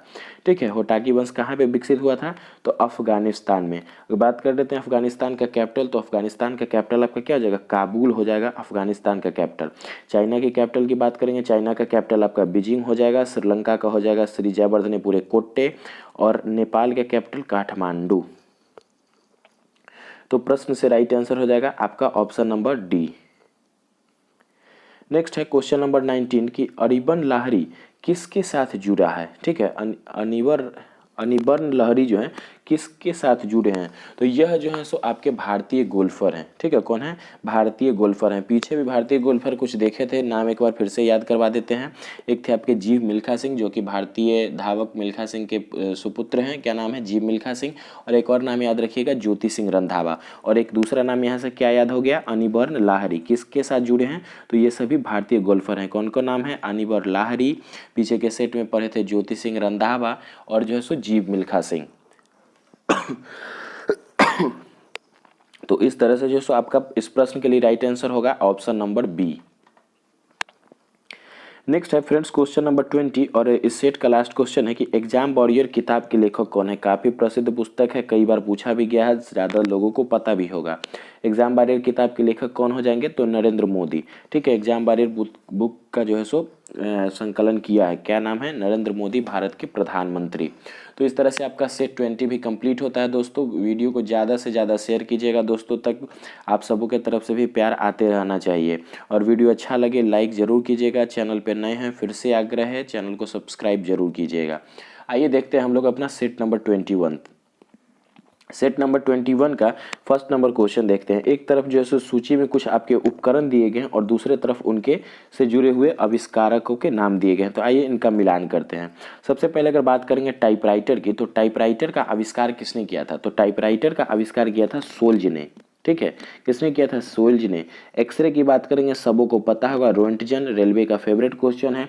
रेडियो की बात करेंगे तो रेडियो का कौन करेंगे, मार्कोनी। और सेफ्टी लैंप का किया था डेवी ने। ठीक है, सेफ्टी लैंप का किसने किया था, डेवी ने। तो इस तरह से जो है सो आपका राइट कूट हो जाएगा ए का 2, ये वाला ऑप्शन नंबर ए। ठीक है, ऑप्शन नंबर ए राइट आंसर हो जाएगा। फिर से देख लीजिए, टाइपराइटर का किसने किया था, तो सोल्ज ने। ठीक है, टाइपराइटर का सोल्ज ने, एक्सरे का विलियम रोंटगन ने, रेडियो का मार्कोनी ने और सेफ्टी लैंप का डेवी ने आविष्कार किया था। तो प्रश्न से राइट आंसर हो जाएगा ऑप्शन नंबर 1 के लिए ए। नेक्स्ट क्वेश्चन देखते हैं। क्वेश्चन नंबर 2 है कि हरमटन पब ने किस मरुस्थल में चलती हैं? क्या नाम है? हरमटन पवने किस मरुस्थल में चलती हैं? तो फ्रेंड्स यह जो है सो आपके विश्व की सबसे बड़ी मरुस्थल जो है वहीं पे चलती है। इस तरह से राइट ऑप्शन हो गया ऑप्शन नंबर सी, सहारा मरुस्थल। सहारा मरुस्थल की बात करेंगे तो यह आपका अफ्रीका में है। ठीक है, कहाँ पे पड़ता है? अफ्रीका महाद्वीप में। ठीक है, अफ्रीका महाद्वीप का जो आपका वेस्टर्न वाला एरिया है वहीं पे जो है सो आपका सहारा डेजर्ट पड़ता है और विश्व की सबसे बड़ी मरुस्थल है। नेक्स्ट है क्वेश्चन नंबर थर्ड, 2011 की जनगणना के अनुसार न्यूनतम घनत्व वाला राज्य कौन सा है? ठीक है, न्यूनतम घनत्व वाला राज्य कौन सा है? तो राइट आंसर होगा आपका ऑप्शन नंबर डी। ठीक है, थर्ड के लिए राइट आंसर होगा option number D. Arunachal Pradesh जो है सो 2011 की जनगणना के अनुसार भारत में सबसे कम जनघनत्व वाला राज्य है और सबसे अधिक जनघनत्व वाले राज्य की बात करेंगे तो यह है हमारा राज्य बिहार। ठीक है, बिहार जो है सो सबसे अधिक जनघनत्व वाला राज्य है। नेक्स्ट है क्वेश्चन नंबर फोर्थ जो है सो पर्यटन को बढ़ावा देने के लिए भारतीय रेल ने निम्नलिखित में से किस राज्य में पैलेस ऑन व्हील्स गाड़ी चलाई है? क्या नाम है गाड़ी का? तो पैलेस ऑन व्हील्स। तो पैलेस ऑन व्हील्स गाड़ी जो है सो राजस्थान में। ठीक है, अभी हाल ही में जो चलाया गया है राजस्थान में, किस चीज़ के लिए? तो पर्यटन को बढ़ावा देने के लिए भारतीय रेल का जो है सो यह आपका जो है सो एक प्रोग्राम चलाया गया। क्या नाम है? Palace on wheel. किस राज्य में जो है सो चलाया गया? तो राजस्थान में। तो प्रश्न से राइट आंसर होगा ऑप्शन नंबर सी। ठीक है, फोर्थ के लिए राइट आंसर होगा ऑप्शन नंबर सी। नेक्स्ट है क्वेश्चन नंबर फिफ्थ है कि मानव सेवा पुरस्कार निम्नलिखित में से किसकी यादगार में शुरू किया गया था? तो मानव सेवा पुरस्कार जो है यह शुरू किया गया था राजीव गांधी के याद में या उनके सम्मान में जो है सो इस पुरस्कार को शुरू किया गया था। क्या नाम था पुरस्कार का? तो मानव सेवा पुरस्कार। किसके सम्मान में? तो राजीव गांधी के सम्मान में शुरू किया गया था। नेक्स्ट है क्वेश्चन नंबर सिक्स, निम्नलिखित पर विचार कीजिए। क्या है? एक ऑप्शन है ब्लूटूथ उपकरण, तार रहित फोन, सूक्ष्म तरंगे ओवन और वाईफाई उपकरण। क्या है? इनमें से कौन से 2.4 और 2.5 GHz का क्या मतलब होता है? गीगाहर्ट्ज। ठीक है, GHz रेडियो आवृत्ति बैंड पर प्रचलन कर सकते हैं। तो देखिए 2.4 से 2.5 गीगाहर्ट्ज रेडियो तरंग की बात हो रही है, तो इसमें जो है सो आपका चारों के चारों ऑप्शन जो है वह जो है सो आपका वहाँ पर सपोर्टेड हैं। तो 1 2 3 4 मतलब ब्लूटूथ उपकरण भी, तार रहित फोन, सूक्ष्म तरंग ओवन और वाईफाई उपकरण जो होता है चारों के चारों आपके सपोर्टेबल होते हैं। साथ में एक चीज़ और क्या देख लीजिए एडिशनल में कि ब्लूटूथ उपकरण जो है उसका आविष्कारक, ठीक है, पूछा जा सकता है क्या नाम था? तो डॉक्टर जाप हर्टसन। ठीक है, ब्लूटूथ उपकरण का आविष्कार किसने किया था? डॉक्टर जाप हर्टसन ने ब्लूटूथ का इन्वेंशन किया था। ठीक है, अगर किसी भी दोस्त को इन्वेंशन और डिस्कवरी दोनों में क्या डिफरेंस है अगर पता हो तो कमेंट बॉक्स में ज़रूर बताइएगा। इन्वेंशन और डिस्कवरी दोनों दो वर्ड है और दोनों के मायने भी दो होते हैं, तो अगर किन्हीं को पता हो कमेंट बॉक्स में ज़रूर बताइएगा। साथ में देख लीजिए एक और चीज़ वाईफाई। ठीक है, वाईफाई के अगर फुल फॉर्म की बात करेंगे तो वाईफाई का फुल फॉर्म क्या होता है पता है होगा आप सबों को? Wireless Fidelity. ठीक है, क्या होता है? वायरलेस फिडेलिटी होता है वाईफाई का फुल फॉर्म। नेक्स्ट है क्वेश्चन नंबर 7 कि निम्न युग्मों में कौन सुमेलित नहीं है? ठीक है, निम्न युग्मों में कौन सुमेलित नहीं है इसको बताना है। तो पहला जो है सो आपका ऑप्शन मैला आंचल। तो मैला आंचल के लेखक श्रीलाल शुक्ल नहीं है। ठीक है, मैला आंचल के लेखक की बात करेंगे तो भारत के बहुत बड़े कवि थे। क्या नाम था? फणीश्वर नाथ रेणु। ठीक है, फणीश्वर नाथ रेणु, और बहुत से लोग जो है सो इनको अपना आइडल भी मानते हैं। फणीश्वर नाथ रेणु मैला आंचल पुस्तक के लेखक हैं। साथ में गोदान है, कर्मभूमि है, उन सबों के लेखक आपके मुंशी प्रेमचंद्र, क्या नाम था? मूल नाम धनपत राय। साथ में देख लीजिएगा दिव्या, तो दिव्या के लेखक हो जाएंगे यशपाल, और काशी का 80 के लेखक हो जाएंगे काशीनाथ सिंह। तो इस तरह से जो है सो प्रश्न के लिए राइट आंसर होगा आपका ऑप्शन नंबर ए। ठीक है, मैला आंचल पुस्तक के लेखक श्रीलाल शुक्ल नहीं है। कौन हो जाएंगे? तो फणीश्वर नाथ रेणु मैला आंचल पुस्तक के लेखक हैं। नेक्स्ट है क्वेश्चन नंबर 8, निम्न फसलों में से कौन सी खरीफ की फसल नहीं है? ठीक है, तो खरीफ की फसल कौन कौन नहीं है मतलब रबी की फसल है उसको बताना है। तो खरीफ की फसल कौन कौन सी नहीं है? तो इस चीज़ में सो आपका देख लीजिए तो कौन कौन नहीं है। तो एक आपका गेहूं नहीं है खरीफ का फसल, साथ ही चना भी खरीफ का फसल नहीं है, ये दोनों रबी के फसल हैं। तो ऑप्शन नंबर डी, ठीक है, ऑप्शन नंबर डी जो है सो राइट आंसर होगा इस प्रश्न के लिए। नेक्स्ट है ऑप्शन नंबर 9, सूची सुमेलित करें। एक तरफ जो है सो कुछ शहर के नाम दिख रहे हैं, दूसरी तरफ संबंधित नदियों के नाम है। देख लेते हैं। हैदराबाद, तो हैदराबाद आपका मूसी नदी के किनारे, यह सही है। दूसरा लखनऊ भी गोमती नदी के किनारे है, और साथ में सूरत भी आपका ताप्ती नदी के किनारे है।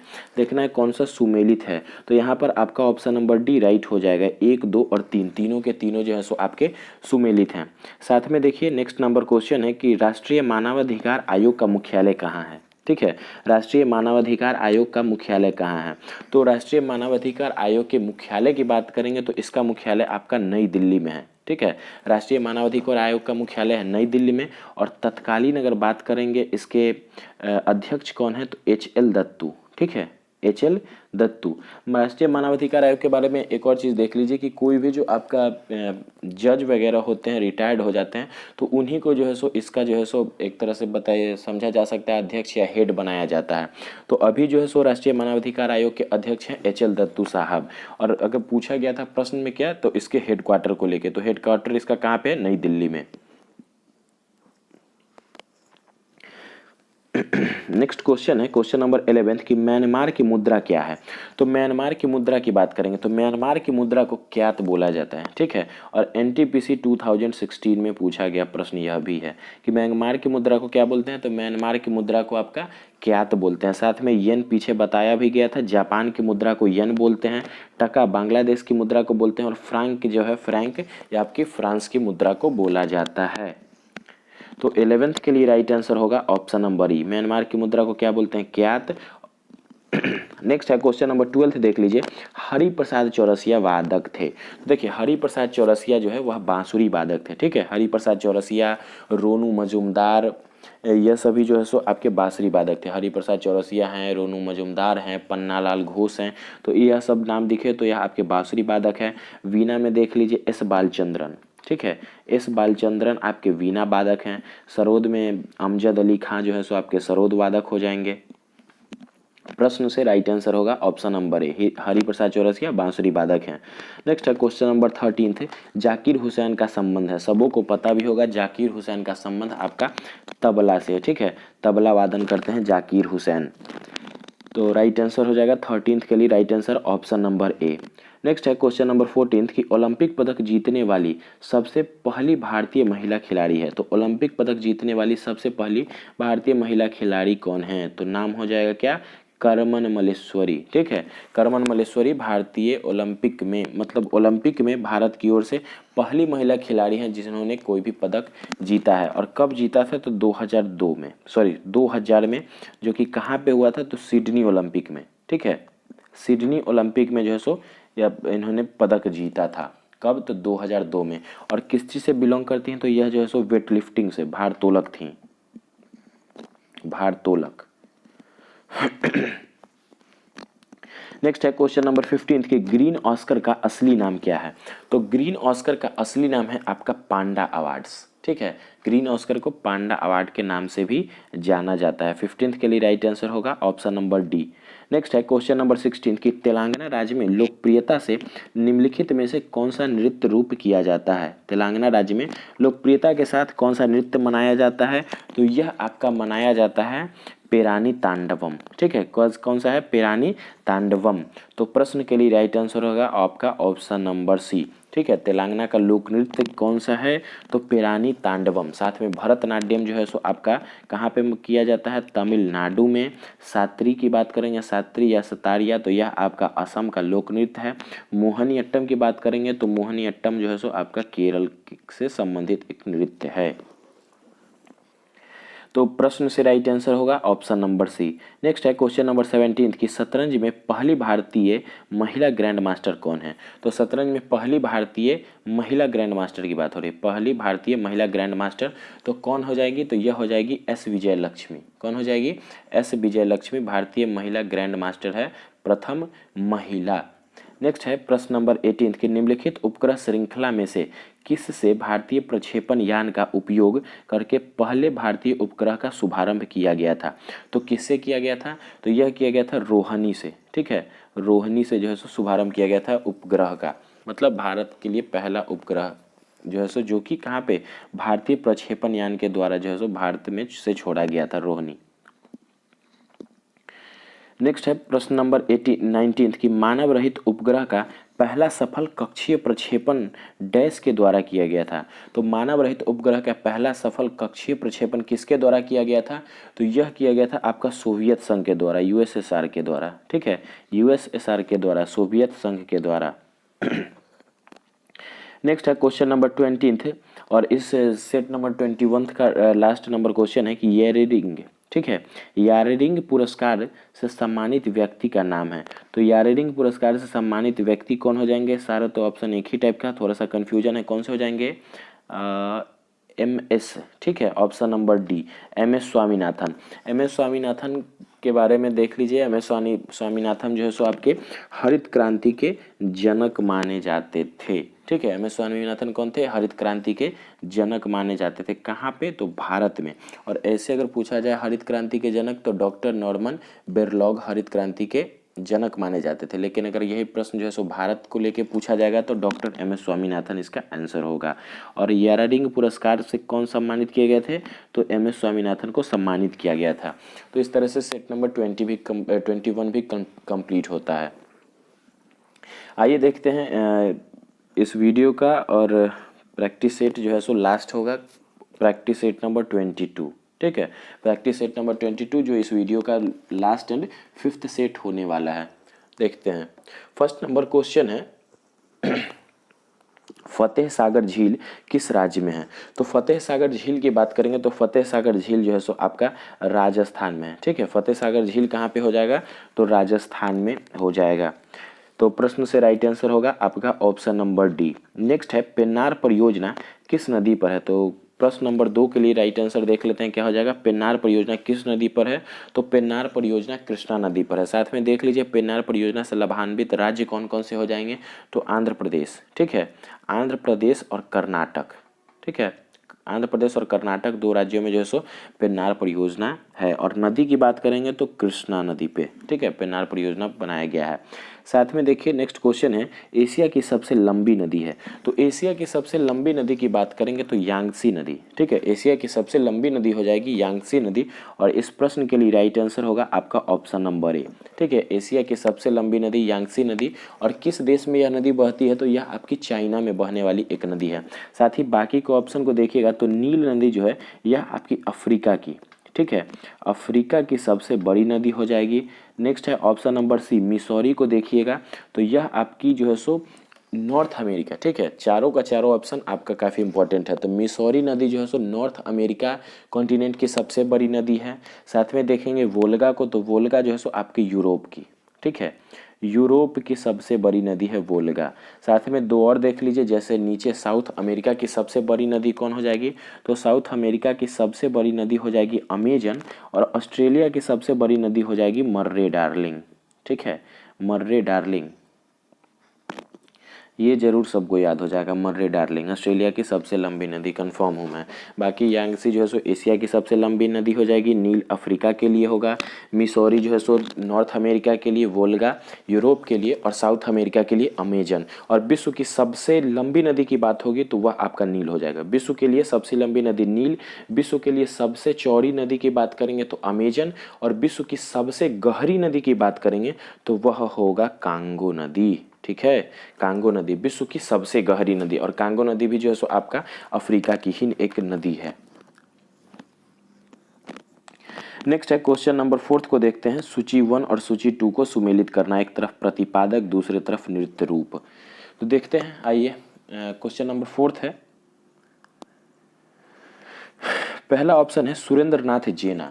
ठीक है, क्या है? सुरेंद्र नाथ जेना। तो सुरेंद्र नाथ जेना आपके ओडिसी से संबंधित है। ठीक है, सुरेंद्र नाथ जेना जो है वह आपके ओडिसी नृत्य से संबंधित है। दूसरा है पुष्पा भुइयां। ठीक है, क्या है? पुष्पा भुइयां। तो पुष्पा भुइयां जो है वह आपके भरतनाट्यम से, ठीक है, भरतनाट्यम से संबंधित हैं।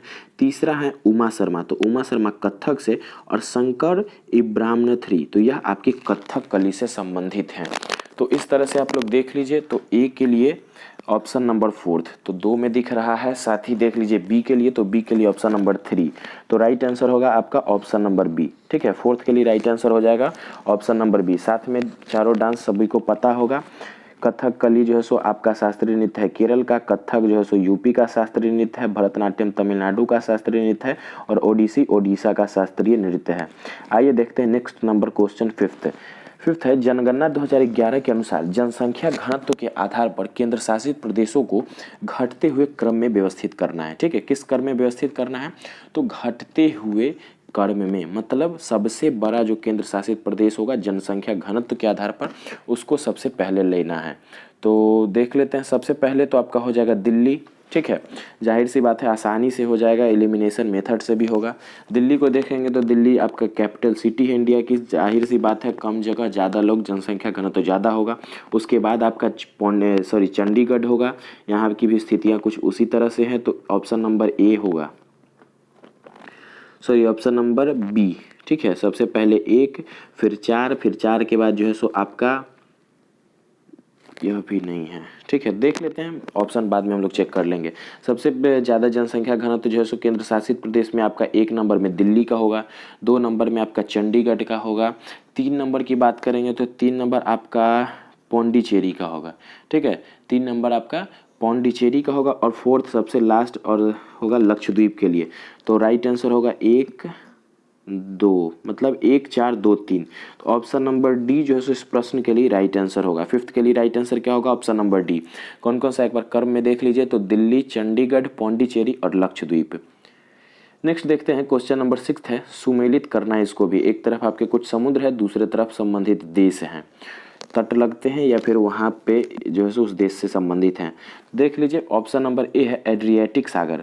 तो एड्रियाटिक सागर की बात करेंगे तो एड्रियाटिक सागर आपके इटली में से संबंधित है। दूसरा बाल्टिक सागर, तो बाल्टिक सागर आपका पोलैंड में। उत्तरी सागर की बात करेंगे तो यूनाइटेड किंगडम यूके में, और काला सागर बुल्गारिया से। तो प्रश्न से देख लीजिए राइट आंसर आपका कौन सा हो जाएगा? Option number B.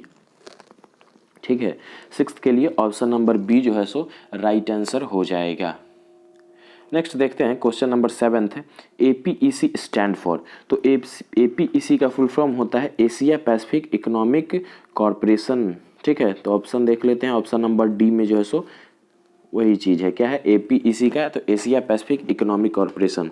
स्पीडी की बुक को पढ़िएगा अगर करंट अफेयर्स वाले में, तो उसमें ये जो भी आपका नया नया कोई वर्ड आएगा तो उसके स्टैंडर्ड फॉर्म को जो है सो बताया जाता है। तो उस चीज़ को अगर पढ़े होंगे आप लोग तो आप लोग को पता होगा APEC क्या होता है, एशिया पैसिफिक इकोनॉमिक कॉरपोरेशन। तो प्रश्न से राइट आंसर होगा आपका ऑप्शन नंबर डी। नेक्स्ट है क्वेश्चन नंबर 8, निम्नलिखित युग्मों में से कौन सा सुमेलित नहीं है? तो कौन सा सुमेलित नहीं है तो उसको देख लेते हैं। तो एक तरफ आपके कुछ तीर्थांकर दिए गए हैं, साथ में प्रतीक चिन्ह को दिए गए हैं। तो आइए देख लेते हैं। तो ऋषभदेव के प्रतीक चिन्ह की बात करेंगे तो ऋषभदेव का प्रतीक चिन्ह आपका सांड है। अरिष्टनेमी का प्रतीक चिन्ह घोड़ा नहीं है। ठीक है, पार्श्वनाथ के प्रतीक चिन्ह की बात करेंगे तो सर्प हो जाएगा। महावीर का प्रतीक चिन्ह सिंह हो जाएगा। तो प्रश्न से आपका राइट आंसर होगा ऑप्शन नंबर बी। ठीक है, अरिष्टनेमी का प्रतीक चिन्ह घोड़ा नहीं होगा। मैंने कई बुक में देखा भी है, इस प्रश्न के बारे में मुझे तो उतना आइडिया नहीं लगा। ठीक है, अरिष्टनेमी के अगर प्रतीक चिन्ह के बारे में किन्हीं को पता हो तो कमेंट बॉक्स में ज़रूर बताइएगा। मुझे नहीं पता है इसका राइट आंसर। मैंने 2-3 बुक का हेल्प भी लिया, लेकिन बुक्स में भी जो है सो मुझे इस तीर्थांकर के बारे में नहीं दिया गया, प्रतीक चिन्ह के बारे में नहीं दिखा था कहीं भी। अगर किन्हीं को पता होगा तो ज़रूर जो है सो आप लोग कमेंट बॉक्स में इसका जवाब दीजिएगा। नेक्स्ट है क्वेश्चन नंबर 9 है कि उत्तर अमेरिका मुक्त व्यापार समझौता नाफ्टा के अंतर्गत कौन सा देश आता है? ठीक है, उत्तर अमेरिका मुक्त व्यापार क्षेत्र, तो इसके अंतर्गत आपके जो है सो मैक्सिको आते हैं, कनाडा आते हैं और अमेरिका आते हैं। तो यह तीनों जो है सो आपके उत्तरी अमेरिका के 3 मुख्य देश हैं। ठीक है, ऐसे उत्तरी अमेरिका में आपका ज़्यादा देश आते भी नहीं, लेकिन यही तीनों जो है सो मुख्य देश हैं उत्तरी अमेरिका के। तो नाफ्टा के अंतर्गत जो है सो तीनों आते हैं। तो प्रश्न से राइट आंसर होगा आपका ऑप्शन नंबर डी। ठीक है, ऑप्शन नंबर डी जो है सो राइट आंसर होगा। नेक्स्ट है क्वेश्चन नंबर 10 कि नोबेल पुरस्कार विजेताओं एवं उनके संबंधित विशिष्ट योगदान के क्षेत्रों के युग्मों में से कौन सा सुमेलित नहीं है? ठीक है, तो कौन सा सुमेलित नहीं है, तो आइए देख लेते हैं। तो देखिए रविंद्रनाथ टैगोर जी, तो रविंद्रनाथ टैगोर जी को साहित्य में जो है सो नोबेल पुरस्कार मिला था। तो यह सही है। कब? तो 1913 में। किसी के लिए? तो गीतांजलि के लिए। ठीक है, गीतांजलि के लिए रविंद्रनाथ टैगोर जी को साहित्य में जो है सो नोबेल पुरस्कार मिला था। दूसरा है सीवी रमन, तो सीवी रमन जी को भी भौतिकी के लिए लिए नोबेल पुरस्कार मिला था कब, तो 1930 में, ठीक है, 1930 में जो सीवी रमन को मिला। साथ ही देख लेते हैं हरिगोविंद खुराना, तो हरिगोविंद खुराना यही राइट आंसर हो जाएगा। हरिगोविंद खुराना को आपको भौतिकी के लिए नहीं, ठीक है, हरिगोविंद खुराना को चिकित्सक के लिए नोबेल पुरस्कार मिला था कब, तो 1968 में, और मदर टेरेसा को शांति के लिए मिला था 1979 में, ठीक है। तो प्रश्न से जो है सो राइट आंसर होगा आपका option number C, Hargobind Khorana को भौतिकी के लिए नहीं, चिकित्सक के लिए नोबेल पुरस्कार दिया गया था 1968 में। बाकी के ऑप्शन को भी मैंने बताया। नेक्स्ट देखते हैं, क्वेश्चन नंबर 11 है। एक तरफ आपके कुछ शॉर्ट फॉर्म है, दूसरी तरफ उसके स्टैंडर्ड फॉर्म को दिए गए। तो देखते हैं, रॉ क्या होता है, भारत की गुप्तचर एजेंसी है, क्या नाम होता, फुल फॉर्म है इसका, research and analysis wing, option number 3 में देख लेते हैं। दूसरा है IB इंटेलिजेंस ब्यूरो, फिर है CBI, तो सेंट्रल ब्यूरो ऑफ इन्वेस्टिगेशन, और NIA क्या होता है, नेशनल इन्वेस्टिगेशन एजेंसी। तो राइट कूट देखिए कौन सा हो जाएगा, ए के लिए 3, तो ए के लिए 3 ऑप्शन बी है, ए है, ऑप्शन नंबर बी जो है सो राइट आंसर होगा। 11th के लिए राइट आंसर होगा ऑप्शन नंबर बी। यहाँ पे ऑप्शन देखने का कोई जरूरत नहीं, आप लोग जो है स्क्रीनशॉट ले लीजिएगा, इसका पता होगा तो। नेक्स्ट है क्वेश्चन नंबर 12 देखते हैं, रुद्रम 1 क्या है। तो रुद्रम 1 के बारे में देख लीजिए। रुद्रम 1 जो है सो आपका एंटी रेडिएशन मिसाइल है, ठीक है। क्या है रुद्रम 1, तो यह आपका एंटी रेडिएशन मिसाइल है रुद्रम 1। तो प्रश्न से राइट आंसर होगा आपका ऑप्शन नंबर सी। नेक्स्ट देखते हैं, क्वेश्चन नंबर 13 है कि प्रसिद्ध महिला टेनिस खिलाड़ी जस्टिस हेनिन हार्ड किस देश की खिलाड़ी हैं, ठीक है। प्रसिद्ध महिला टेनिस खिलाड़ी नाम क्या है, जस्टिस हेनिन हार्ड, किस देश की हैं, तो यह आपका पीछे भी मैंने बताया था, बेल्जियम, ठीक है। बेल्जियम की जो है सो आपकी टेनिस खिलाड़ी हैं। बेल्जियम की कैपिटल की बात करेंगे तो बेल्जियम का कैपिटल हो जाएगा ब्रुसेल्स, ठीक है। क्या हो जाएगा, ब्रुसेल्स हो जाएगा बेल्जियम का कैपिटल। स्विट्जरलैंड का कैपिटल आपका बर्न हो जाएगा। जापान का टोक्यो। पुर्तगाल का कैपिटल हो जाएगा लिस्बन।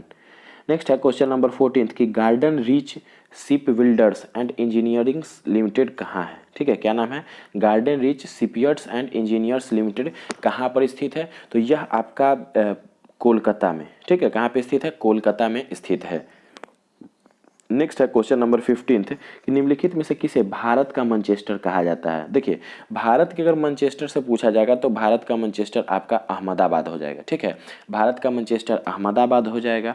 अगर पूछा जाता है उत्तर भारत का मैनचेस्टर, ठीक है, कन्फ्यूजन थोड़ा सा होता है। अगर सिर्फ भारत के मैनचेस्टर की बात होगी तो अहमदाबाद, उत्तर भारत का मैनचेस्टर की बात होगी तो कानपुर हो जाएगा आंसर। और कभी कभी पूछा जाता है दक्षिण भारत का मैनचेस्टर, ठीक है। तो दक्षिण भारत के मैनचेस्टर की बात होगी तो कोयम्बटूर हो जाएगा दक्षिण भारत का मैनचेस्टर। तो वीडियो पसंद आ रहा होगा, तो समझाने का तरीका अच्छा लगेगा तो वीडियो को जरूर लाइक कीजिएगा। दोस्तों नए हैं तो जरूर सब्सक्राइब कीजिएगा चैनल को। आइए देखते हैं क्वेश्चन नंबर 16 किस समकालीन चित्रकार ने महात्मा गांधी पर चित्रों की एक श्रृंखला बनाई थी 2016 NTPC। देखिए NTPC 2016 में जो भी प्रश्न पूछा गया था मेरे सामने आ जाता है, तो मैं आप सबों को एक बार जो है अलर्ट कर देता हूं, इसलिए कि अगर अभी तक प्रीवियस ईयर क्वेश्चन नहीं देखे हैं तो चैनल पे है, वहां से भी देख सकते हैं। नहीं देखना चाहते हैं तो आप लोग यहाँ भी देख सकते हैं, कोई फर्क नहीं पड़ता। हाँ, एक चीज़ का आप लोग को आइडिया लगेगा कि पीछे किस तरह का क्वेश्चन पूछा गया था। साथ में इस बार जो एग्जाम हो रहा है हर शिफ्ट का एनालिसिस जरूर देखिएगा, 10-15 मिनट कहीं भी हो किसी भी चैनल पे जरूर देख लीजिएगा। तो देख लीजिए, यह जो सो प्रश्न आपका 2016 में पूछा गया था NTPC में। क्या प्रश्न था कि किस समकालीन चित्रकार ने महात्मा गांधी पर एक चित्रों की श्रृंखला बनाई थी, तो अतुल डोलिया ने, ठीक है। क्या आंसर होगा, अतुल डोलिया ने महात्मा गांधी पर एक चित्रों की श्रृंखला बनाई थी जो कि एक समकालीन चित्रकार थे। समकालीन मतलब होता है एक ही समय में दो लोग, ठीक है। एक ही समय की बात को समकालीन कहा जाता है। तो प्रश्न से राइट आंसर होगा आपका ऑप्शन नंबर डी, ठीक है, ऑप्शन नंबर डी अतुल डोलिया। नेक्स्ट है क्वेश्चन नंबर 17 कि संयुक्त राज्य अमेरिका का लोकप्रिय यांकी स्टेडियम, ये भी 2016 में पूछा गया, 2016 NTPC में पूछा गया था कि संयुक्त राज्य अमेरिका का लोकप्रिय यांकी स्टेडियम कहाँ स्थित है। तो यांकी स्टेडियम जो है सो यह आपका न्यूयॉर्क में स्थित है, ठीक है। यांकी स्टेडियम न्यूयॉर्क में स्थित एक स्टेडियम है। नेक्स्ट है क्वेश्चन नंबर 18 कि भारतीय अंतरिक्ष अनुसंधान के क्षेत्र में बड़ी सफलता डैश की स्थापना के बाद आई थी। भारतीय अंतरिक्ष अनुसंधान में बड़ी सफलता किसके स्थापना के बाद आई थी, तो यह भौतिक अनुसंधान प्रयोगशाला, ठीक है। भौतिक अनुसंधान प्रयोगशाला की स्थापना के बाद भारतीय अंतरिक्ष अनुसंधान में एक बड़ी सफलता देखने को मिली थी। तो प्रश्न से राइट आंसर होगा आपका ऑप्शन नंबर ए। नेक्स्ट है क्वेश्चन नंबर 19 कि 2017 में प्रकाशित भारतीय अंग्रेजी उपन्यास Sita warrior of Mithila, group D 2018 में पूछा गया क्वेश्चन है कि सीता वॉरियर ऑफ मिथिला के लेखक कौन है, तो अमीश त्रिपाठी हो जाएंगे। ठीक है, अमीश त्रिपाठी इस प्रश्न के लिए राइट आंसर हो जाएंगे। और मेरा यह दावा है कि एनटीपीसी इस बार जरूर यह क्वेश्चन पूछा जाएगा, तो इसको एकदम वीवीआई क्वेश्चन बना के रख लीजिए। सीता वॉरियर ऑफ मिथिला के लेखक कौन हो जाएंगे, तो अमीश त्रिपाठी हो जाएंगे। नेक्स्ट, और इस वीडियो के साथ साथ इस प्रैक्टिस सेट का भी लास्ट क्वेश्चन है कि निम्नलिखित में से किस प्रधानमंत्री को भारत रत्न पुरस्कार दिया गया है। तो भारत रत्न पुरस्कार किसको दिया गया है देख लेते हैं। वीपी सिंह को नहीं मिला, चरण सिंह को भी नहीं मिला, मनमोहन सिंह को भी नहीं मिला है, मोरारजी देसाई जी को मिला है। ठीक है, मोरारजी देसाई जी को जो है सो आपका भारत रत्न से सम्मानित किया गया है। कब, तो मोरारजी देसाई को जो है सो आपका अप्रॉक्सीमेटली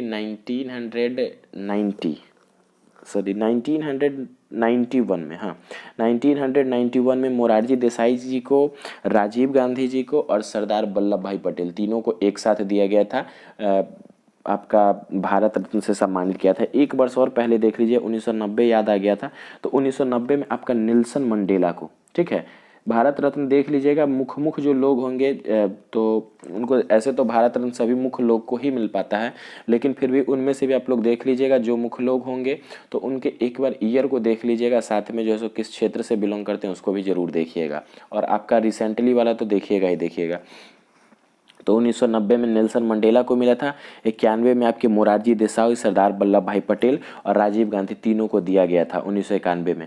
तो प्रश्न से राइट आंसर होगा आपका ऑप्शन नंबर बी। ठीक है, किस प्रधानमंत्री को निम्नलिखित में से दिया गया, तो मोरारजी देसाई को दिया गया था। तो दोस्तों इस तरह से जो सो आपका पूरा प्रैक्टिस सेट कंप्लीट होता है। काफ़ी आप लोग का डिमांड था कि सर जो है एक बार में जो है सो एक दिन में कम से कम 5 प्रैक्टिस सेट करवा दीजिए। तो देखिए 5 प्रैक्टिस सेट को अलग अलग करवाना काफ़ी थोड़ा सा प्रॉब्लम क्रिएट हो रहा था। मैं 2-3-4 दिन से इसी चीज़ को सोच रहा था कि क्या करूँ, तो मैंने सोचा कि एक लंबा वीडियो ही कर देते हैं। एक दोस्त ने कमेंट भी किया था कि सर मैराथन टाइप से बना दीजिए, तो उसी टाइप से मैराथन तो नहीं कह सकते हैं, लेकिन 5 सेट जो कि आपका जो प्रयास था हमारी तरफ से। अब आप सबों से यही आशा है कि वीडियो को ज़्यादा से ज़्यादा शेयर कीजिएगा, अपने सभी दोस्तों तक पहुंचाइएगा, ताकि उन सबों के तरफ से, आप सबों के तरफ से एक छोटा सा प्यार मुझे भी मिल सके, और मैं जो कार्य कर रहा हूं उसके बदले हमें भी एक थोड़ा सा ऊर्जा आप सबों के तरफ से मिले। और वीडियो अगर अच्छा लगे तो वीडियो को ज़रूर लाइक कीजिएगा। चैनल पे नए हैं तो चैनल को सब्सक्राइब करके बेल आइकन क्लिक कर लीजिएगा, ताकि आपकी रेगुलर अपडेट आप सबों तक जल्द से जल्द पहुँच सके।